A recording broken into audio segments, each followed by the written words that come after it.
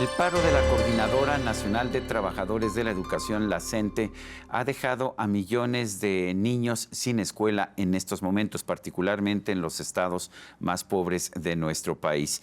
Aquí la pregunta es, ¿son justas sus demandas? ¿No son justas? Pero sobre todo, ¿cuál es la actual situación del sistema educativo? ¿Qué tanto ganan los maestros? ¿Cuál es su situación en términos generales? Y yo quiero agradecer la presencia en este programa por vía remota de el maestro Eduardo Backhoff Escudero. Él es presidente del Consejo Directivo de Métrica Educativa AC y fue consejero del Instituto Nacional para la Evaluación de la Educación. Eduardo, gracias por tomar nuestra videollamada.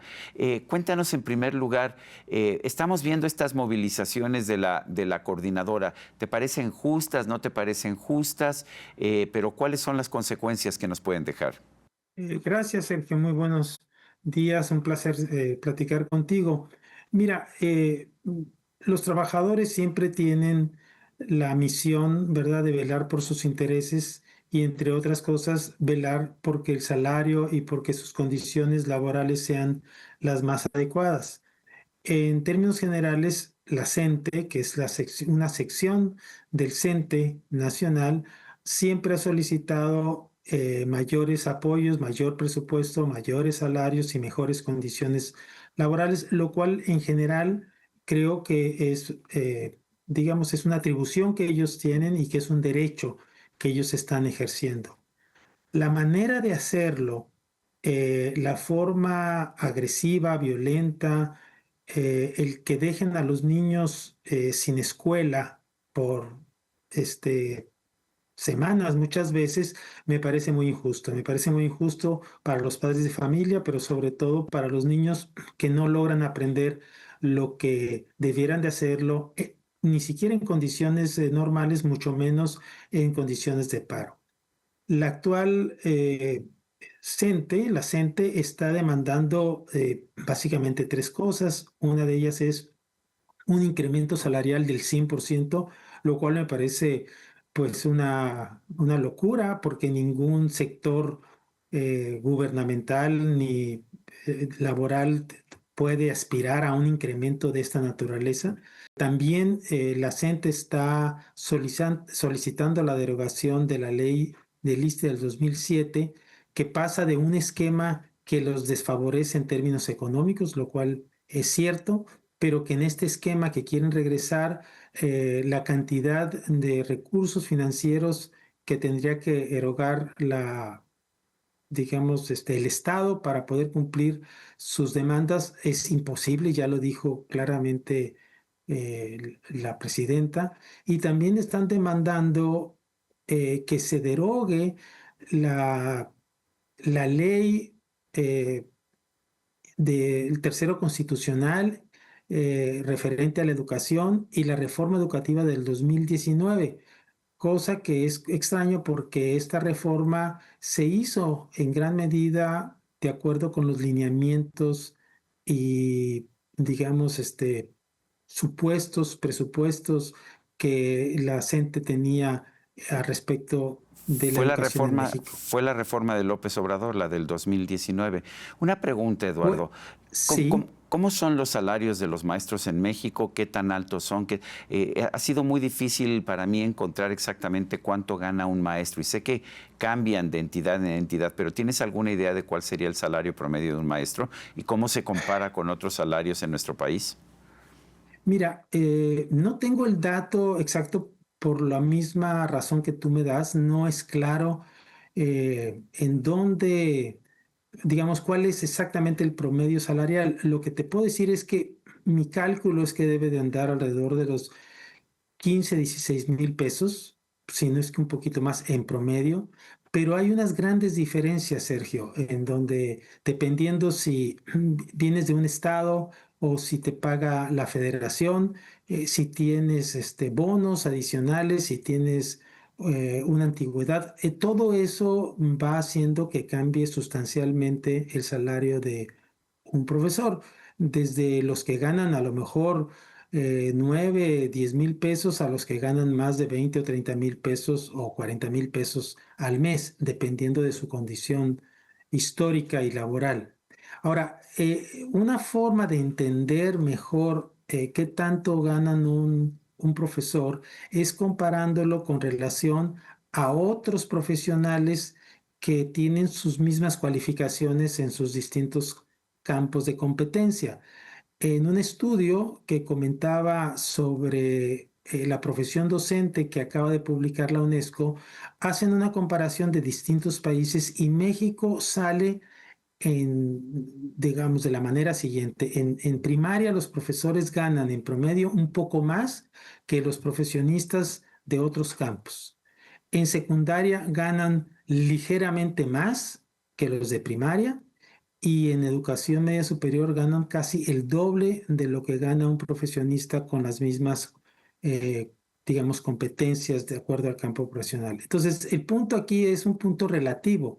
¿Cómo te comparas con otros profesionales de tu propio país? Y en este sentido, no es, la profesión docente no es una profesión mal pagada. Mucho se nos ha dicho que la calidad de la educación en México está rezagada, que no está subiendo. Vemos una Secretaría de Educación Pública quizás más interesada en los alimentos chatarra que en la calidad de la educación. Se echó para atrás una reforma que evaluaba a los maestros. ¿Cómo ves en estos momentos el tema de la calidad de la educación en nuestro país? Pues es el tema más importante, yo digo, sobre todo en los países en desarrollo, en vías de desarrollo, o en los países con un desarrollo medio, como es el caso de México, en el que, digamos, yo te lo pondría de esta manera. En principio, no todos los estudiantes están dentro del sistema educativo. Ha habido una disminución, de hecho, en los últimos años en la matrícula de México, tanto en la primaria como en otros grados, otros niveles educativos, pero es muy preocupante que en la primaria haya haya descendido la matrícula, y no solamente en términos absolutos, porque en términos absolutos también ha descendido la natalidad y por lo tanto hay menos niños, pero en términos relativos también ha descendido en cuanto al porcentaje de estudiantes, de niños que están dentro del sistema educativo. El otro gran problema, para hablar de la calidad también, es cuántos de ellos abandonan la escuela. Es decir, no se trata solamente de que ingresen, sino de que permanezcan.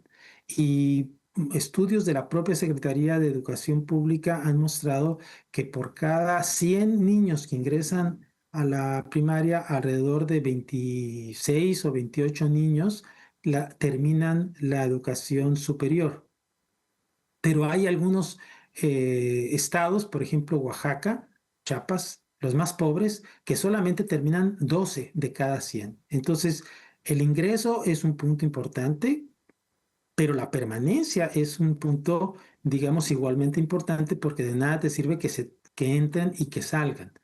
Por el otro lado, la inequidad es gigante en México. La inequidad en términos de la oferta educativa que se dan, por ejemplo, en las escuelas privadas y públicas, pues hay una distancia muy grande, pero dentro de las públicas, las que se dan en las zonas urbanas, en las zonas rurales y en las zonas indígenas, hay una desigualdad gigantesca en términos del profesorado y de la infraestructura escolar. Y finalmente, todo esto se traduce en qué tanto aprenden los niños y los jóvenes del país, y también te puedo decir que estamos en, digamos, condiciones precarias porque se aprende poco y hay una diferencia muy grande entre los estudiantes de escuelas indígenas, por ejemplo, y de las escuelas públicas. Al grado de que al sexto de primaria puede haber diferencias de 4 a 6 grados de diferencia en términos del aprendizaje de los estudiantes que salen del mismo grado de primaria, de acuerdo con la localidad y con el tipo de escuela en el que estudian. ¿Se está evaluando la educación en nuestro país, Eduardo? Digo esto porque el gobierno anterior eliminó el Instituto Nacional de Evaluación Educativa, pero el actual gobierno ha eliminado también pues, la nueva institución que se creó para reemplazar la anterior. ¿Estamos evaluando la educación?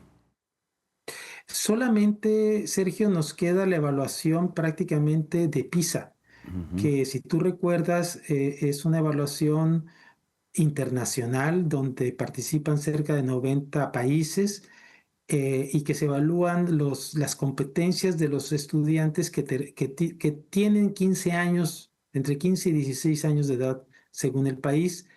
En nuestro caso, los estudiantes prácticamente que están en primero de bachillerato o que están por terminar la secundaria. Esa es la única evaluación que nos queda, porque efectivamente se derogó el Instituto Nacional, la ley que daba vigencia al Instituto Nacional para la Evaluación de la Educación, que nace en el 2004, y que, perdón, creo que es 2002 en el que nace y que vive hasta el 2018 que lo desaparecen. Pero también desaparece el Mejor Edu, Ujú. que, digamos, no hizo todas las funciones que hacía el Instituto Nacional para la Evaluación de la Educación, pero hacía, digamos, sus esfuerzos por hacer una evaluación que no fuera eh, a perturbar, a inquietar a los docentes, al CENTE o a la CENTE en especial. Entonces hacían lo que ellos llamaban pruebas o evaluaciones diagnósticas, que no eran lo mejor que teníamos, pero bueno, era materia y generaba algo de información. Quitaron de el INEGI la evaluación que se hacía normalmente también en el, digamos, en el sector educativo por no considerarla prioritaria, lo cual, pues nacionalmente entonces perdimos todo.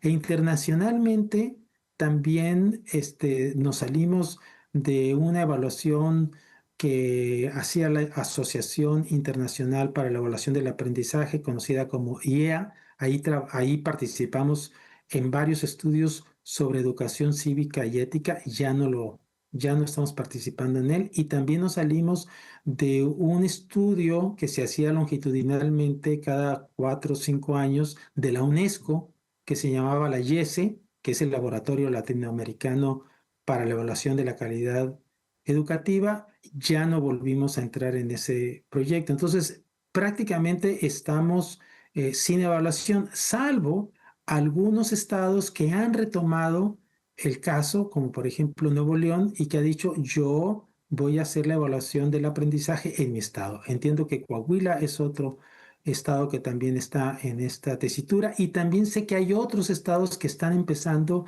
a querer, eh, digamos, tener su propio sistema de evaluación del aprendizaje para tener datos y con esos datos poder generar políticas públicas que mejoren las deficiencias que se encuentren en las evaluaciones. ¿Se puede mejorar la calidad de la educación sin medirla? Es muy difícil porque es como navegar en un mar sin una brújula, ¿verdad? Solamente con base en ocurrencias, en sentido común, solamente puedes hacerlo de esa forma, ¿verdad?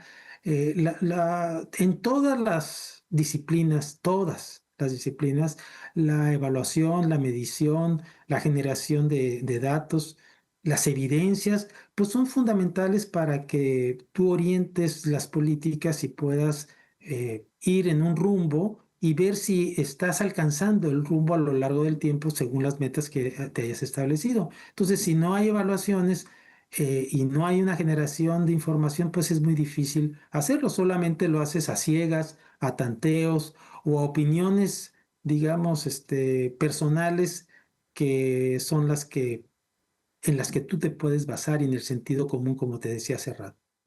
Eduardo Backhoff, presidente del Consejo Directivo de Métrica Educativa AC, exconsejero del Instituto Nacional para la Evaluación de la Educación. Gracias por esta plática. Gracias, Sergio, un placer. Gracias. Y a usted, amigo, que al vernos y escucharnos hace posible este programa, se lo agradezco también. Esto es todo por hoy, pero no se le olvide. Nos vemos la próxima.